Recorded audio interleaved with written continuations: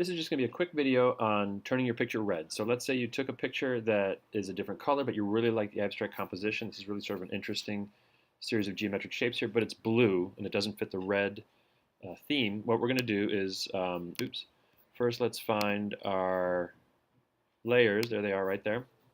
And these are just, again, there's 100 different ways to do this, but these are just a couple of quick ways to think about this. All right, number one, if we go to our black and white cookie, and we look at either color balance or hue and saturation. Let's start with color balance.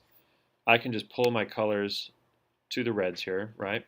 I can go to magenta here a little bit if I want to, and then maybe a little bit of yellow in there. All right, so here I have a little bit of a reddish hue to that. All right. Remember also, it changes everything to sort of a weird color if I want to. I can layer mask this out, so I have my layer mask here. I can use my paintbrush. I can come back here. Let's make my brush a little bigger. There we go. Soften your brush, darken your brush.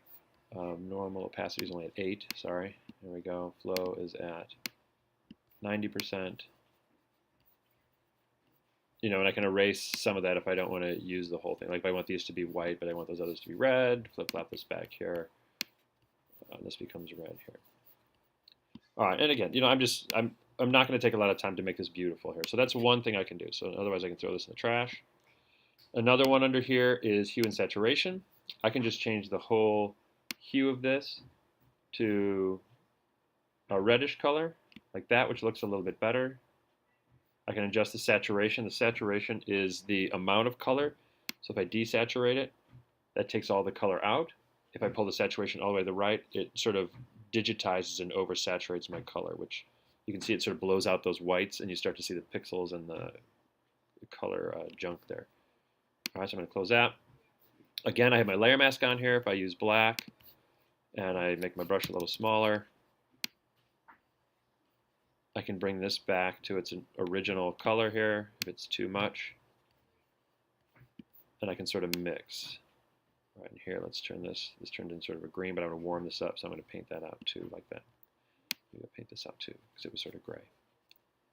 There you go. Again, not taking my time here to do the super best, most clearest job here, but you get the idea, right? So that's a second way to color that in. All right, another way to color this in, it seems to be dragging just a little bit here. Another way to color this in is to, let's get rid of this completely.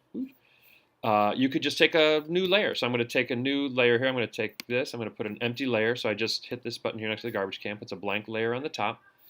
I'm going to say Edit. I'm going to say Fill.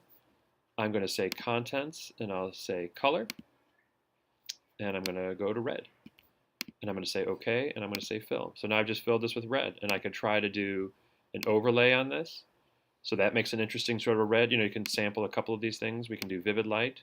Oh, whoops, that doesn't work so good. How about Linear Light? No. There's my Soft Light.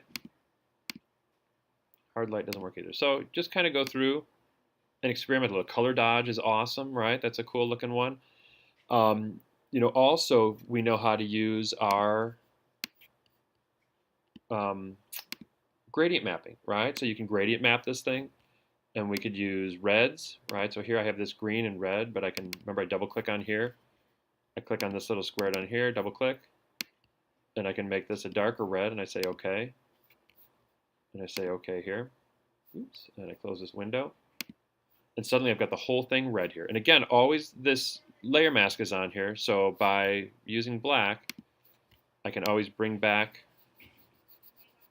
certain parts of this by erasing that layer mask. I can also turn down my opacity of this a little bit, right? I can also color dodge this layer too. All right, so that makes it sort of a reddish color. So that's it, right? Anything else you can do to be creative about what you're going to do to color your layer here, just experiment through this black and white cookie here. Oops. Through the black and white cookie. I think that's pretty much what you're going to be using in here. You could do a mix of black and white and color. You could do a mix of gradient mapping and the colored layer. You could do all sorts of different things, but I just encourage you to experiment a little bit and see what you come up with. All right, thanks for listening. Good luck.